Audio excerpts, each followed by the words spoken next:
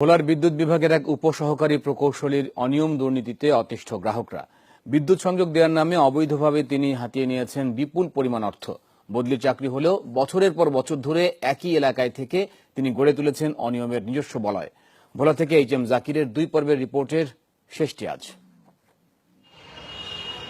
West zone power distribution company ওজো পাডিকো ভোলার উপসহকারী প্রকৌশলী দুলাল চন্দ্র ঘোষ।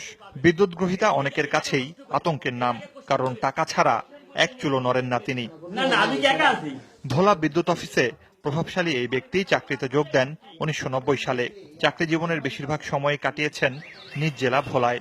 স্থানীয় হওয়ার সুযোগ নেয়ার পাশাপাশি কিছু প্রভাবশালীকে বিদ্যুৎ সংযোগ দিয়ে রাতারাতি বনে গেছেন প্রতাপশালী।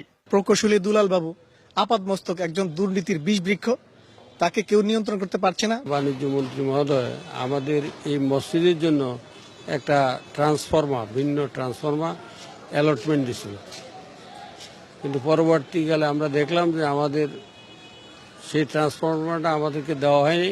নতুন সংযোগের জন্য গেলে পরে হারা নিজেরাই মিটার দেওয়ার জন্য গ্রাহকের চাপা দেবে। যদি গ্রাহক তার কাছে মিটার না নেয় তাহলে মনে করেন সে লাইন সংযোগ পাচ্ছে না।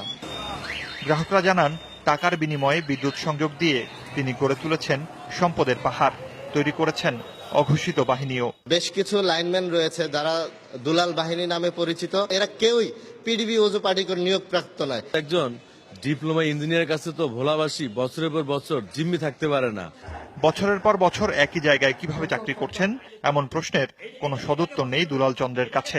নির্বাহী প্রকৌশলীও সাফাই গাইলেন অভিযুক্ত দুলালের পক্ষেই। আমি ভোলার লোক হিসেবে ভোলা থাকতে পারে না, নেয় না, আমার আসে কেনা ভোলা আসতে চাই দেখে না, নেয় না কেন, এটা তো কর্তৃপক্ষের ব্যাপার। যদি নিজের এলাকা থাকতে পারে তাহলে যে সার্ভিসটা ভালো দিতে পারে। এসব চাকরিগুলোতে যেমন পল্লী বিদ্যুৎ বলেন, এ বলে স্যার নিজস্ব এলাকা থাকে।